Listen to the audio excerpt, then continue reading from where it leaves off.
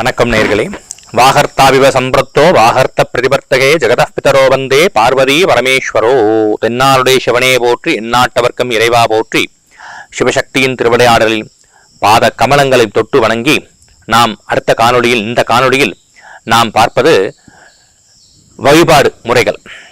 தெய்வ வழிபாடு பார்த்தோம், குலதெய்வ வழிபாடு, ரிஷிக்கல் வழிபாடு, பிதிர்கோள் வழிபாடு, இஷ்ட தேவதை வழிபாடு, கிராம தேவதை வழிபாடு.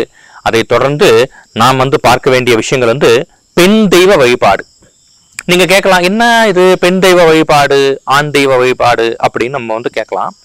இதுக்கு முன்னாடியே நம்ம கிராம தேவதை பார்த்துட்டோம் அப்படின்னா, அந்த கிராமத்தை காக்க வேண்டிய தேவதையனு வழிபாடு நம்ம பார்த்தோம்.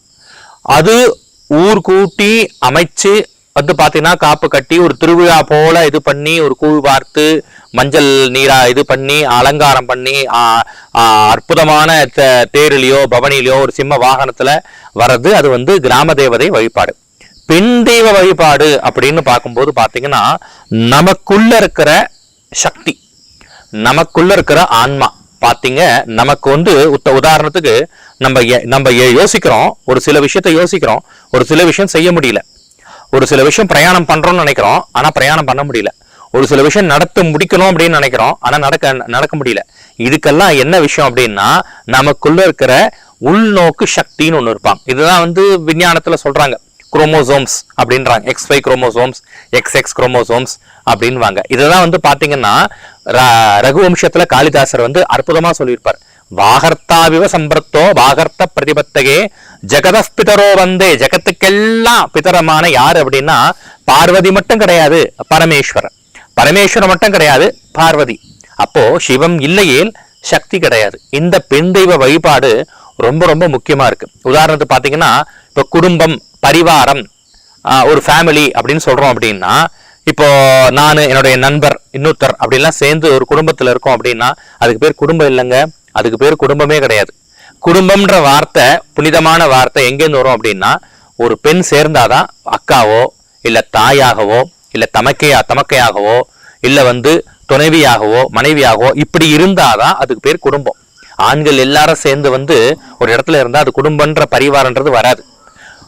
பெண்கள் இருந்தாதான் அந்த இடத்துக்குமே பார்த்தோம் அப்படின்னா ஒரு ஒரு ஒரு ஒரு ஒரு ஒரு ஒரு திருஷ்டி வச்சா மாதிரி, ஒரு அழகு கொடுத்தா மாதிரி, ஒரு அலங்காரம் பண்ணா மாதிரி அந்த குடும்பத்துக்கு ஒரு பேர் வரும். ஆக பெண்ணை வைத்துதான் குடும்பம் சொல்லுவாங்களே தவிர ஆண்களை வச்சு சொல்ல மாட்டாங்க. அந்த பெண்கள் தான் அந்த ஆதார பூல்யமான ஒரு பீஜம், ஒரு விதைன்றது குடும்பத்துக்கு இது இருக்கும். ஆகவே நம்ம வழிபாடு பண்றோம், குலதெய்வ வழிபாடு, கிராம தேவதை வழிபாடு பண்றோம், இந்த பெண் தேவதை வழிபாடும் பண்ணணும். உதாரணத்துக்கு குடும்பத்துல இருக்கிற அந்த பெண் பார்த்தோம் அப்படின்னா, எந்நேரமும் பார்த்தோம் அப்படின்னா பெண் தெய்வமான அந்த தெய்வத்துக்கு வணங்கணும். உதாரணத்துக்கு தீபம் ஏத்துறோம், குத்துவிளக்கு ஏத்துறோம், காமாட்சி தீபம் ஏத்துறோம், வெளியில மாட விளக்கு ஏத்துறோம். இதெல்லாம் பெண் சக்தி கொடுக்கறது. அதனாலதான் பார்த்தோம் அப்படின்னா பெரும்பாலும் பாத்தீங்கன்னா பெண்கள் விளக்கேத்தணும். நீங்க எல்லோரு விசேஷத்துல பாருங்க, ஒரு பெரிய ஒரு அமைப்பு நிர்வாகம் ஒரு அமைப்பு இருந்தா கூட பெண்களை தான் அழைச்சு என்ன பண்ணுவாங்க, தீபம் ஏத்துவாங்க. இந்த தீபத்தோடைய தத்துவம் என்ன அப்படின்னா, எண்ணெய் ஊத்துறோம், திரி இருக்கு, தீயை சேர்க்கிறோம். இதை சேர்க்கும் போது எண்ணெய், திரி, தீ மூணு சேர்த்தோம் அப்படின்னா எண்ணெய், திரி, தீ. இந்த எண்ணெய் திருத்தத்துக்காக இந்த தீபம் அப்படின்றது. ஆக இந்த பெண்ணான தீபமானது இந்த தீப ஒளியிலிருந்து இந்த தீபம் கொடுக்கறது தான் பெண் தெய்வ வழிபாடு. அதனால இந்த தெய்வ வழிபாடுன்னு சொல்லும் போது பெண் தெய்வ வழிபாடு உயர்ந்ததாக நாம பார்க்கிறோம். ஆக இந்த காணொளி வாயிலாக நாம் பெண் தெய்வ வழிபாடு எப்படின்றத தெரிஞ்சுட்டோம். அடுத்ததாக நம்ம பார்க்க வேண்டிய தெய்வ வழிபாடு சின்னங்களோட வழிபாடு. சின்னங்கள், அந்த சின்னங்களோட வழிபாடை நம்ம அடுத்த காணொளியில பார்க்கலாம். நன்றி, வணக்கம்.